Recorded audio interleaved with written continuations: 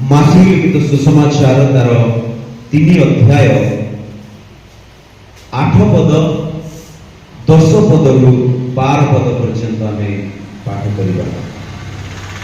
माथी लिखित सुसमाचार तार 3 अध्याय 8 पद एवं 10 पद रु 12 पद पर्यंत आमे पाठ करिबा। ओके, ए वाक्य जहनଙ୍କ द्वारा कहा जाइथिबा गोटे अंश अटे। बाप्तिजम जहन एठी घटना होची जे जहन बाप्तिस्म देबा पई जाइछंती जर्दन नदी को। आ बाप्तिस्म देला बेले को जणे परे जणे लोक माने आसुछंती आ ताको पाखरु बाप्तिस्म होउछंती। बाप्तिस्म नउछंती, बाप्तिजित होई सेमाने घर को फेरी जाउछंती। आउ एपरि समय रे जेते बेले जहन घोषणा करूछंती मु ए जो बाप्तिस्म दउछि ए बाप्तिस्म होछि मन परिवर्तन निमंते दिया जाइथिबा बाप्तिस्म। आउ मन परिवर्तन करिकि आसीबा लोकको एठारे बाप्तिस्म दिया जाउछि। ए कथा सुनी एठी केतेक लोक तांको निकट को आसीले जहा कि 7 पदर वर्णना करा जायछि। सेमाने होउछंती फारूसी सादुकी माने। सेमानको मध्यरु अनेके बाप्तिस्म निमंते आसुथिबार देखिले। आउ से सेमाननको एपरि कहिले, अरे काल सर्पर वंश आगामी क्रोधरु पलायन करिबा निमंते किए तुम मानकु चेतना देला।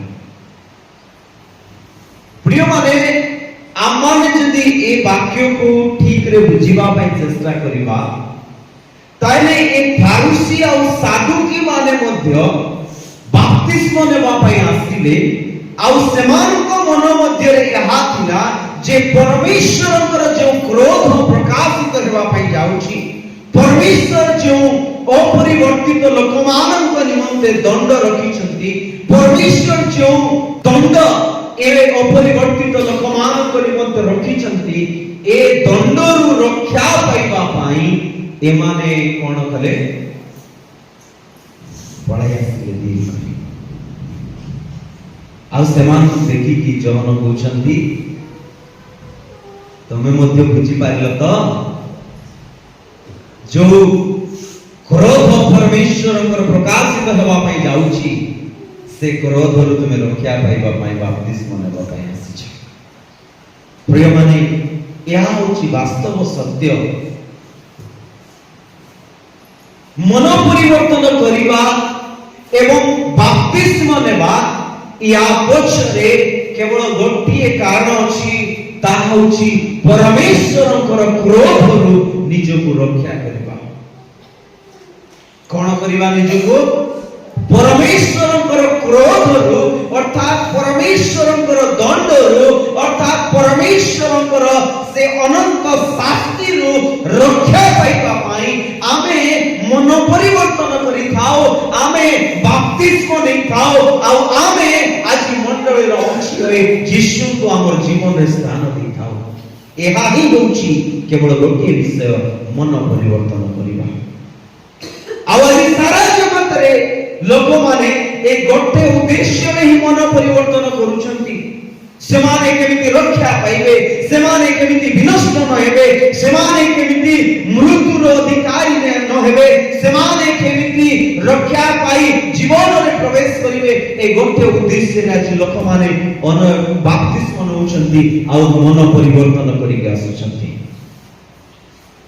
किंतु जहन एमानकु गोटे कथा कहउछंती जहा कि 8 पदरे आमे सेही कथा को पढी से वाक्य को 8 पदरे पढीछु।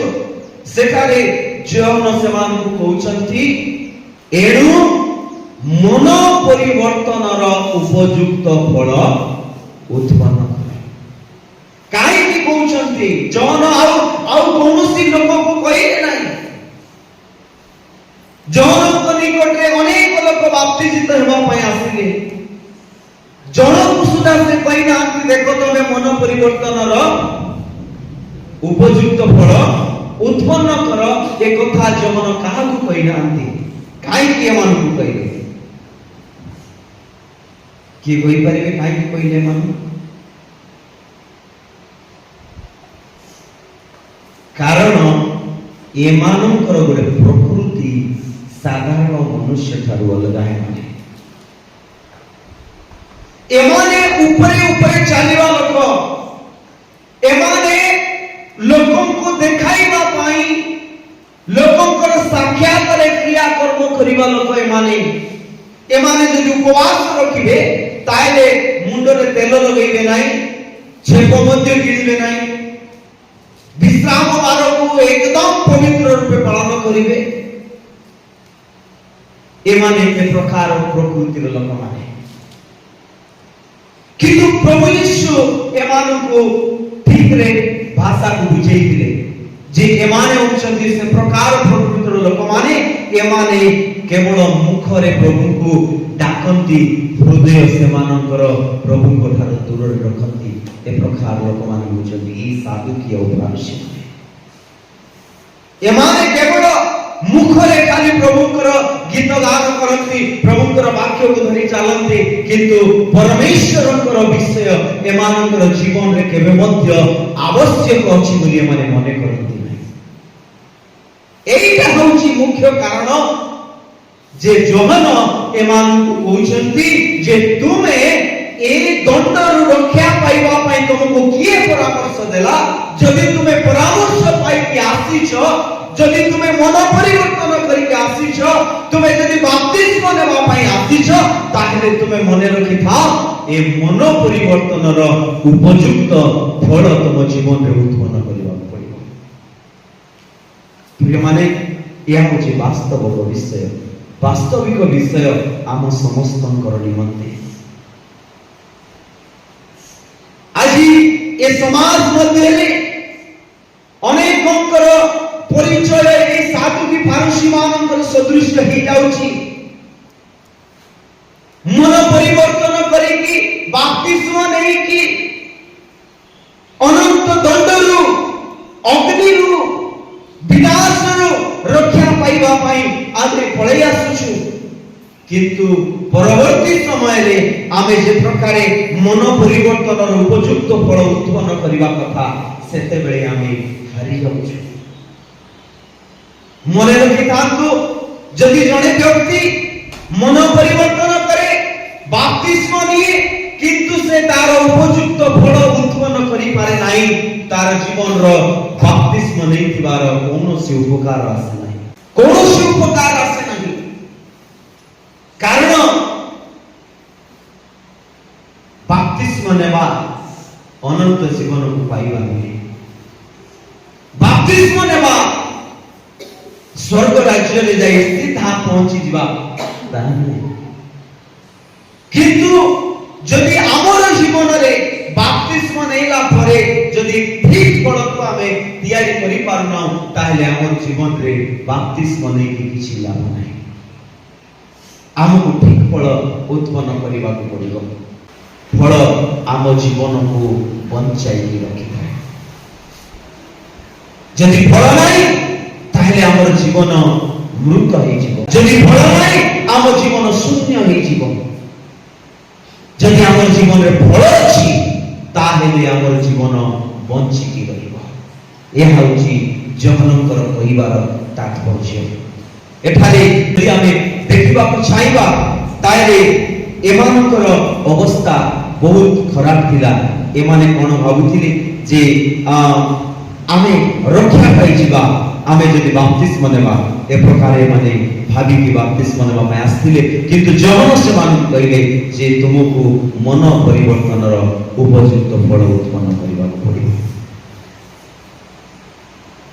ଯୋହନ ଆଉ ଗୋଟିଏ ଗଭୀର କଥା ସେମାନଙ୍କୁ ବୁଝେଇଥିଲେ, ଯାହାକି 10 ପଦରେ ପ୍ରକାଶ କରାଯାଇଛି।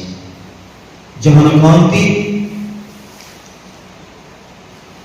ଆଉ ଏବେ ସୁଦ୍ଧା ଗଛ ଗୁଡ଼ିକ ମୂଳରେ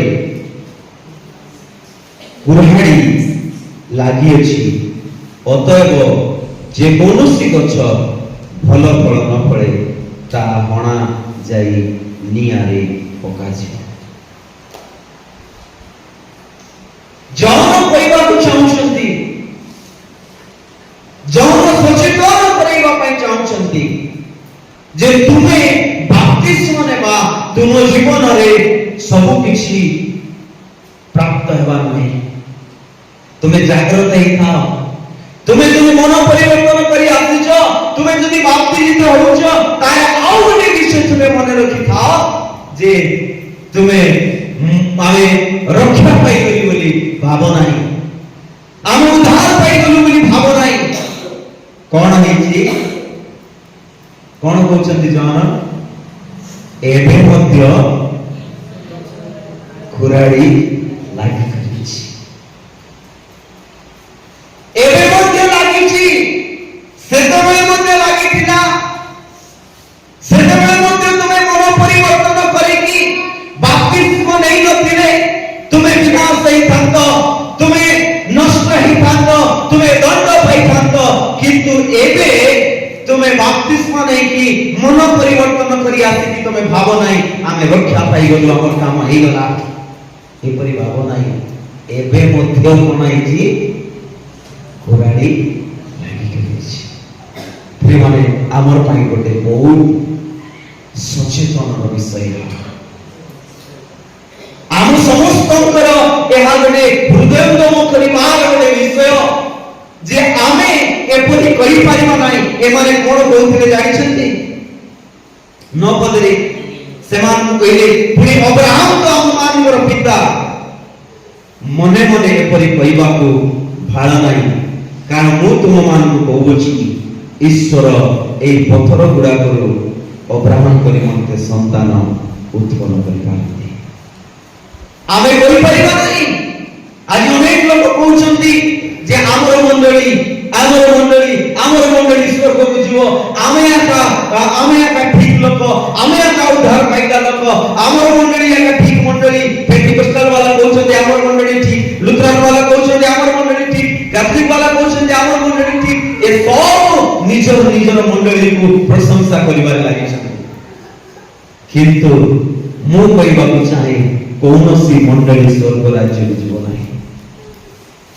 କୌଣସି ମଣ୍ଡଳୀ ନିମନ୍ତେ ସ୍ୱର୍ଗ ତିଆରି କରାଯାଇ ନାହିଁ, କିନ୍ତୁ ସେମାନଙ୍କ ନିମନ୍ତେ ତିଆରି କରାଯାଇଛି ଯୋଉମାନେ ମନ ପରିବର୍ତ୍ତନ କରିଛନ୍ତି, ବାପ୍ତିସ୍ମ ନେଇଛନ୍ତି ଏବଂ ତାର ଉପଯୁକ୍ତ ଫଳକୁ ଉତ୍ପନ୍ନ କରୁଛନ୍ତି। ଏମାନେ ଭାବି ପାରିବେ ନାହିଁ, ଆମେ କେବେ ଭାବି ପାରିବା ନାହିଁ ମୁଁ ବାପ୍ତିସ୍ମ ନେଇଛି, ମୋର ପାଇଁ ଚିନ୍ତା ନାହିଁ। ଆମେ କହିପାରିବା ନାହିଁ ମୁଁ ପ୍ରାର୍ଥନା ଯାଉଛି, ମୋର ପାଇଁ ଚିନ୍ତା ନାହିଁ। ଆମେ କହିପାରିବା ନାହିଁ ମୁଁ ପ୍ରତ୍ୟେକ ଶୁକ୍ରବାର ଉପବାସ କରୁଛି, ମୋର ପାଇଁ ଚିନ୍ତା ନାହିଁ। ଆମେ କହିପାରିବା ନାହିଁ ଆମେ ପ୍ରତ୍ୟେକ ପ୍ରଭାତରେ ଉଠି ପ୍ରାର୍ଥନା କରୁଛୁ, ମୋର ପାଇଁ ଟେନସନ ନାହିଁ। ଆମେ କହିପାରିବା ନାହିଁ, କିଛି ମଧ୍ୟ ଆମେ କହିପାରିବା ନାହିଁ, ଆଉ ଆମେ ରକ୍ଷା ପାଇପାରିବା ନାହିଁ। କିନ୍ତୁ ଆମେ ଯଦି ରକ୍ଷା ପାଇପାରିବା, ଆମର ଗଛକୁ ଯଦି ଆମେ ବଞ୍ଚାଇ ରଖିବା ପାଇଁ ଚାହୁଁଛୁ, ଆମର ଗଛକୁ ଯଦି ବଞ୍ଚି ରଖିବାର ଦେଖିବାକୁ ଚାହୁଁଛୁ, ତାହେଲେ ଆମକୁ ଏ ଗଛରେ ଫଳ ଉତ୍ପନ୍ନ କରିବାକୁ ପଡ଼ିବ। ହାଲେଲୁୟା। ଆମେ ଜାଗ୍ରତ ହେବାକୁ ପଡ଼ିବ ଯେ ଆମର ଜୀବନରେ ମଧ୍ୟ କୁରାଡ଼ି ଲାଗି କରି ଅଛି, କୁରାଡ଼ି ଲାଗି କରି ଅଛି ପ୍ରତ୍ୟେକଙ୍କର ଜୀବନରେ। ସେଥିପାଇଁ ଆମେ ମାଥ୍ୟୁ 7 ଅଧ୍ୟାୟରେ ଦେଖିଥିବାର ବିଷୟ ଯେ ପ୍ରଭୁ ଯୀଶୁ କହିଛନ୍ତି ମୋତେ ପ୍ରଭୁ ପ୍ରଭୁ ବୋଲି ଡାକିବା ଲୋକ ସମସ୍ତେ ସ୍ୱର୍ଗ ରାଜ୍ୟରେ ପ୍ରବେଶ କରିପାରିବେ ନାହିଁ। ସେଦିନ ଅନେକ ମୋତେ କହିବେ ପ୍ରଭୁ ଆମେ ତୁମ ନାମରେ ଭୂତ ଛଡ଼େଇଲୁ, ପ୍ରଭୁ ଆମେ ତୁମ ନାମରେ ରୋଜଗାର କଲୁ, ପ୍ରଭୁ ଆମେ ତୁମ ନାମରେ ଭାବାଣୀ କରିଲୁ। ଏ କାହାକୁ ମଧ୍ୟ ସେ ଭିତରେ ସ୍ଥାନ ଦିଆଯିବ ନାହିଁ, କାରଣ ଏମାନେ ଯଦି ଫଳ ଉତ୍ପନ୍ନ କରିନାହାନ୍ତି ତାହେଲେ ଏମାନଙ୍କୁ ସ୍ଥାନ ଦିଆଯିବ ନାହିଁ। କାରଣ ଫଳ ହିଁ ଏକମାତ୍ର ବିଷୟ ଯାହାକି ଆମକୁ ବଞ୍ଚାଇ ରଖେ, ଆମର ପରିଚୟକୁ ପ୍ରଦାନ କରେ। ପ୍ରଭୁ ଯୀଶୁ କହିଥିବା ଗୋଟେ ବିଷୟ, ଭଲ ଗଛ ଭଲ ଫଳ ଫଳେ, ମନ୍ଦ ଗଛ ମନ୍ଦ ଫଳ ଫଳେ। ଭଲ ଗଛ ମନ୍ଦ ଫଳ ଫଳିପାରେ ନାହିଁ, କିମ୍ବା ମନ୍ଦ ଗଛ ଭଲ ଫଳ ଫଳିପାରେ ନାହିଁ। ଆଉ ତୁମେ ମାନେ ଫଳ ଦ୍ୱାରା ଚିହ୍ନିବ ବୋଲି କୁହାଯାଇଛି। ପ୍ରଭୁ ଯୀଶୁ ସେମାନଙ୍କୁ କହିଲେ, ମୁଁ ତୁମମାନଙ୍କୁ କେବେ ଜାଣି ନାହିଁ, ଏ ଅଧର୍ମାଚାରୀ ମାନେ ତୁମେ ମାନେ ମୋ ନିକଟରୁ ଦୂର ହୁଅ। ପ୍ରିୟମାନେ, ଆମେ ମନେ ରଖିବା ଯେ ଆମର ଜୀବନ ସେତେବେଳେ ପର୍ଯ୍ୟନ୍ତ ସୁରକ୍ଷିତ ନୁହେଁ ଯେତେବେଳେ ପର୍ଯ୍ୟନ୍ତ ଆମେ ଆମମାନଙ୍କର ଜୀବନର ମୃତ୍ୟୁ ପର୍ଯ୍ୟନ୍ତ ଆମେ ବିଶ୍ୱସ୍ତ ହୋଇକି ରହିନାହୁଁ। ସେଥିପାଇଁ ବାପ୍ତିସ୍ମ ଦେଲା ବେଳେ ଆମେ ଏ ପ୍ରକାର କହୁଛୁ, ମରଣ ପର୍ଯ୍ୟନ୍ତ ବିଶ୍ୱସ୍ତ ଥାଅ, ସେଥିରେ ଜୀବନର ମୁକୁଟ ପ୍ରାପ୍ତ ହେବ। ଆମେ କାହାକୁ କହୁନୁ ଯେ ବାପ୍ତିସ୍ମ ନେଲ ହେଲା, ଆଜିଠୁ ତମର ପାଇଁ ଟେନସନ ନାହିଁ। ଏପରି କିଏ ପାଇଛନ୍ତି ବାପ୍ତିସ୍ମ? ବାପ୍ତିସ୍ମ ନେଲା ବେଳେ ଏହା କୁହାଯାଉଛି, ମରଣ ପର୍ଯ୍ୟନ୍ତ ବିଶ୍ୱସ୍ତ ଥାଅ। ବାପ୍ତିସ୍ମ ନେଲା ପରେ, ମନ ପରିବର୍ତ୍ତନ କଲା ପରେ, ଆମର ଜୀବନରେ ଯଦି ପୁରୁଣା ଅଭ୍ୟାସ, ପୁରୁଣା ପ୍ରକୃତି, ପୁରାତନ ସ୍ୱଭାବ ଯଦି ଫେରିକି ଆସୁଛି, ତାହେଲେ ଆମେ ଜାଗ୍ରତ ରହିବାର ଅଛି। ମୁଁ ଯେକୌଣସି ମୁହୂର୍ତ୍ତରେ କଟା ଯାଇପାରେ, ଯେକୌଣସି ମୁହୂର୍ତ୍ତରେ ମତେ କାଟି ଦିଆଯାଇପାରେ, ଏହା ଆମେ ସଚେତନ ହୋଇ ରହିବାର ଅଛି। ଆମେ ଜାଗ୍ରତ ହେବାକୁ ପଡ଼ିବ, ଆମେ ଫଳ ଉତ୍ପନ୍ନ କରିବାକୁ ପଡ଼ିବ, ତେବେ ଯାଇ ଆମେ ସୁରକ୍ଷିତ ରହିପାରିବା, ଆଉ ଆମମାନେ ଆଗକୁ ଆମମାନଙ୍କର ଜୀବନକୁ ଆମେ ରକ୍ଷା କରିପାରିବା। ଏଠି ଯଦି ଆମେ ଚିନ୍ତା କରିବା, ତାହେଲେ ଫଳ ଆମ ଜୀବନରେ କ'ଣ ଆଣିପାରେ ତାହା ଯଦି ଆମେ ଜାଣିବା ପାଇଁ ଚାହିଁବା, ତାହେଲେ ବାଇବେଲରେ ଆରମ୍ଭରୁ ଆମମାନଙ୍କୁ ଫଳ ସହିତ ଗୋଟିଏ ବଡ଼ ସମ୍ପର୍କ ତିଆରି କରିଛନ୍ତି ପରମେଶ୍ୱର। ମନୁଷ୍ୟକୁ ତିଆରି କଲା ପରେ ସେମାନଙ୍କୁ କହିଲେ, ଉଦ୍ୟାନର ସମସ୍ତ ଫଳ ସ୍ୱଚ୍ଛନ୍ଦରେ ଭୋଜନ କର, କିନ୍ତୁ ଗୋଟିଏ ଫଳ ଖାଇବ ନାହିଁ। ଆଉ ସେ ଫଳ ଖାଇଲାରେ କ'ଣ ହେଲା? ଯୋଉ ଫଳ ଖାଇବାକୁ ମନା କରିଥିଲେ ସେ ଫଳ ଖାଇଲାରେ କ'ଣ ହେଲା? ବାହାର କରାଯାଏ। ବୁଝିପାରୁଛନ୍ତି? ଫଳର ବହୁତ ମହତ୍ଵ ଅଛି। ତାପରେ ଏ ଫଳ ଖାଇବା ଦ୍ୱାରା ଏମାନଙ୍କୁ ବାହାର କରି ଦିଆଗଲା, କିନ୍ତୁ ପୁନର୍ବାର ଗୋଟିଏ ଦିନ ଆସିବ, ଆମକୁ ସେଇ ଫଳ ଖୁଆଇକରି ଅନନ୍ତ ଜୀବନ ଦେବେ। ପ୍ରେଜ୍ ଦ ଲର୍ଡ, ହାଲେଲୁୟା। ଆମ ପାଇଁ ସେ ଅମୃତ ବୃକ୍ଷକୁ ଆଜି ମଧ୍ୟ ଲାଇନ କରିକି ରଖିଛନ୍ତି ପରମେଶ୍ୱର। ଯେଉଁମାନେ ବିଶ୍ୱସ୍ତ, ପବିତ୍ର, ଧାର୍ମିକ, ବାଧ୍ୟ, ଈଶ୍ୱରଙ୍କର ବାକ୍ୟ ଅନୁସାରେ ଜୀବନ ବଞ୍ଚିଥିବେ, ସେମାନଙ୍କୁ ସେଦିନ ସ୍ୱଚ୍ଛନ୍ଦରେ ସେ ଫଳ ଖାଇବା ପାଇଁ ଅନୁମତି ଦେଲେ ବୋଲି କୁହାଯାଇଛି। ହାଲେଲୁୟା। ସେଇଦିନ ଆମେ ଫଳ ଖାଇବାର ଅଛି, ନ ଖାଇବା ଫଳ ପାଇଁ ନୁହେଁ, କିନ୍ତୁ ଯୋଉ ଫଳ ଆମକୁ ଦରକାର ଅଛି ସେଇ ଫଳ ପାଇଁ ଆମେ ଖାଇବାର ଅଛି। ଫଳର ବହୁତ ମହତ୍ଵ ଅଛି। ଆମେ ଜାଣିଛୁ ଯେ ଯେତେବେଳେ ପ୍ରଭୁ ଯୀଶୁ କ୍ଷୀରିତ ଥିଲା ବେଳକୁ ଗୋଟେ ଗଛକୁ ଦେଖିଲେ, ଆଉ ଯାଇକି ପହଞ୍ଚିଲେ, ଫଳ ଥିବ ପରା ଖାଇବି ବୋଲି। କିନ୍ତୁ ଏମିତି ଖୋଜୁଛନ୍ତି,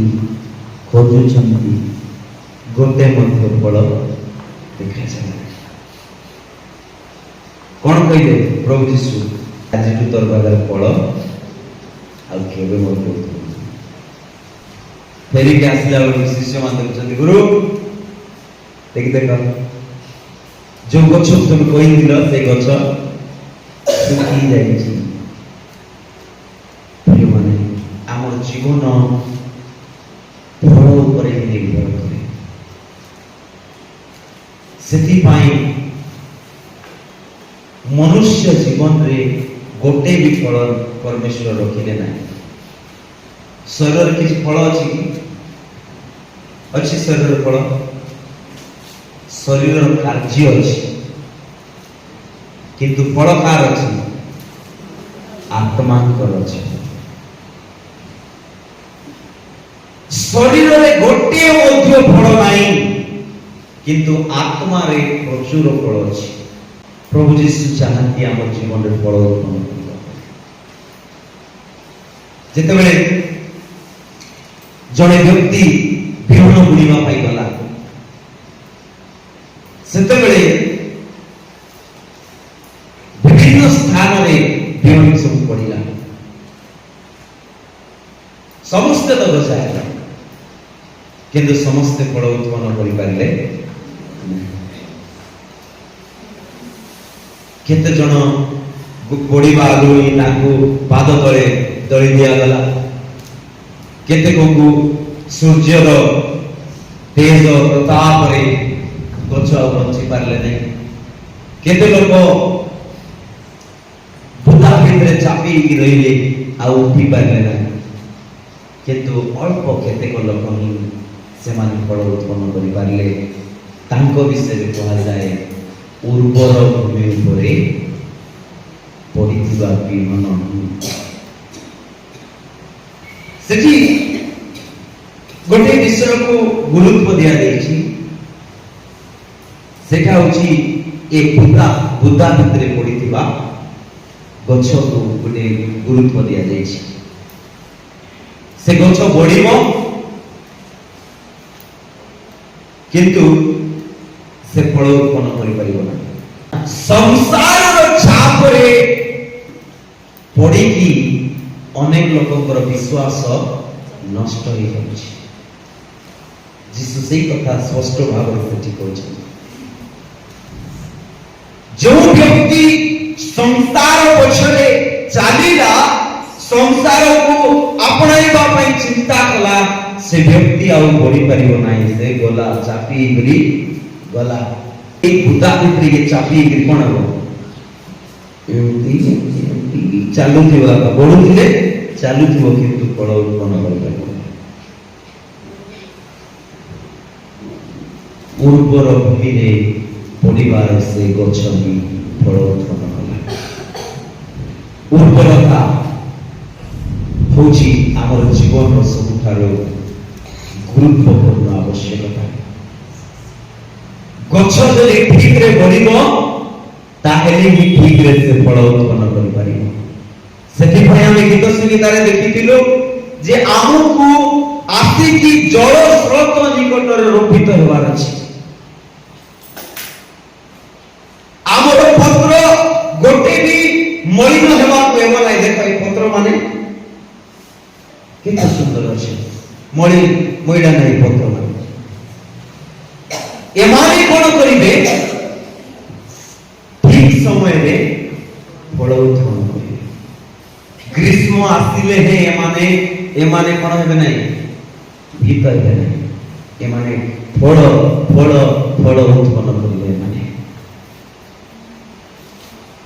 फिर माने आमे जल स्रोत निकट रोपित हेबार अछि नहेले हमर जीवन को उर्वरता को नहीं जीवार अछि उर्वरता होची आमर विभिन्न प्रकार आत्मिक कार्यक्रम रे जेते बेले आमे अंशी हो सेते बेले हमर जीवन रे उर्वरता आसे जदि आमे जेति की दूरी गिरी जीवा सेति की हमर जीवन रे कोन हो उर्वरता कमी कमी छी गोटे थर हल करथिबा जमी आ बारंबार हल करथिबा जमी पार्थक्य अछि से पार्थक्य आमे जानिबा पड़िबो फल उत्पन्न करिबा एवं फल उत्पन्न न करिबा ए विषय को आमे बुझिबा पड़िबो आमे जदि जल स्रोत निकट रोपित हेबा पई चाहूछु ताहले हमको परमेश्वरकर वाक्य प्रति हमर प्रेम परमेश्वरकर वाक्य प्रति हमर आग्रह ए प्रकार विभिन्न प्रकार कार्य रे लिप्त होइथिबा लोकमान को ठानु आमे दूर रे रहिले जाई आमे जल स्रोत निकट रोपित वृक्ष सदृश आमे फल उत्पन्न करि परिबा एवं उर्वर जमी रे पड़िथिबा से विहन परे जदि आमे सो समय रे फल उत्पन्न करिबा पई चाहूछु उत्तम फल 60 गुण 70 गुण 80 गुण 100 गुण फल उत्पन्न करिबा पड़िबो आमर जीवन रे मने रखंतु केते मध्य गुण थाउ किंतु फल आमर जीवन रे रहिबा पड़े जदि आमर जीवन रे फल नाही ताहे आमको प्रभु यीशु कोन करिवे चिन्हि पारिबे नाही पुणी कोन वचन कहबा अनुसार जो कुराड़ी लागी सही कुराड़ी रे काटी करी पिंगी देबे प्रभु यीशु कहितबा गोटे विषय पढिकी समाप्त करिबा जमुना पुस्तक तार 15 अध्याय रे प्रभु यीशु कोन कहउचंती ताहा देखिबा से कहउती मु प्रभुत दाख्यालता पुणी मोर पिता कृषक मो ठारे थिबा जे कौनसी शाखा फल न पड़े ताहा से काटी पकांती आउ जे कौनसी शाखा फल पड़े अधिक फल पड़िबा निमंते से ताहा परिष्कार करती जहन कइले कुराड़ी लागी गडी अछि जदि फल पड़िलो नाही ताइले काटी करी टिकी दिया छी यीशु कोन कहउचंती यीशु निजो मुक्त पड़े आसिले गछ भाबरे आउ से कहउचंती मु होछि गछ आउ मो ठारे तुमे माने गोटे गोटे शाखा आउ तुमे माने जदि मोर शाखा हे कि फल उत्पन्न करिवो नाही एठारे यीशु कहउचंती मो ठारे कोन मो ठारे थिबा जे कोनोसी शाखा जदि फल उत्पन्न न करिवो ताहे कोन करा जिवो ताको काटी करी पका जिवो जो शाखा फल उत्पन्न करूची ताको अधिक फल पड़िबा निमंते से ताहा परिष्कार करंती प्रभु यीशु कहउचंती मु तुम मान को जो वाक्य कहि अछि सेति जो तुमे माने परिष्कृत होई सारियछ मो ठारे को सेतिरे मु तुम मान को ठार रहिबी आउ शाखा जे परि द्राक्षालतारे न रहिले निजो फल फळि पारे नाही से परि तुमे माने मध्य मो ठारे न रहिले फल फळि पारे नाही मु द्राक्षालता तुमे माने शाखा जे मो ठारे रहे ओ मु जहा ठारे रहे से प्रचुर फल फळे कारण मो बिना तुमे माने किछि करि पारिबो नाही तुमे माने मो बिना किछि करि पारिबो नाही तुमे माने मो बिना किछि करि पारिबो नाही तुमे माने मो बिना किछि करि पारिबो नाही प्रभु यीशु कहउचंती मो ठारे रुह मु तुम ठारे रहिली सेथिरे तुमे माने प्रचुर फल उत्पन्न करिबो जदि मो ठारे रहिबो नाही ताहेले तुमे माने निज ठारे किछि करि पारिबो नाही निज ठारे किछि करि पारिबो नाही कौनसी व्यक्ति नुई निज ठारे से फल उत्पन्न करि पारिबो नाही कौनसी व्यक्ति नुई आमी जदि फल उत्पन्न करिबा चाहूछु आमी जदि हमर जीवन रे फल देखिबा पई चाहूछु आ फल द्वारा हमर जीवन को जदि हमें बंचाई रखिबा पई चाहूछु ताहेले हमर जीवन को प्रभु यीशु के ठारे लगे रखिबा अछि परमेश्वर कर वाक्य रे हमें लगे रखिबा अछि प्रभु यीशु कहउछथि मु जो वाक्य तुम मान को कहि अछि सेतिरे तुमे माने परिस्थित होई अछि अर्थात आहुरी फल हम पाखु से चाहूछु परिष्कार करिकि आहुरी अधिक फल हम ठारू से देखिबा पई चाहूछु तेणु हम मन रखिबा जमन कहउछथि गछ गुडा को मूल रे कुराड़ी लागिछि जे कोनसी गछ फल न पड़िबो ताकू काटी दिया जिवो यीशु कहउछथि जे कोनसी शाखा मो ठारे रहिबो आउ फल पड़िबो नाही ताकू काटी दिया जिवो तार अर्थ एहा मन परिवर्तन करी बाप्तिजित हेला परे मध्य जदि आम जीवन रे ठीक फल नाही आम जीवन रे मन परिवर्तन उपयुक्त फल नाही आम जीवन रे पवित्र आत्मांतर फल नाही आम जीवन रे जदि धार्मिकतार फल नाही ईश्वरकर वाक्यर फल नाही ताले आमे निश्चित भाव रे रक्षा पाइबार आउ कौनसी संभावना नाही आमको निश्चित भाव रे काटी दिया जीवो आउ आमको होइत अग्नि रे निक्षिप्त करा जीवो आउ प्रत्येक दिन आमे ई कथा को मन रखिबा हमर जीवन रे हमर जीवन को वाक्य रे भरिबा आमे उर्वर करिबा परमेश्वर को सेवा रे आउरी आउरी आमे बढ़िबा तेनु आमे मन रखिबा हमर जीवन जदि फल नाही ताले जीवन आमे आशा करिबा नाही आम पई विनाश अछि आम पई दंड अछि प्रभु समस्त को ए वाक्य दे आशीर्वाद करंतु आमेन।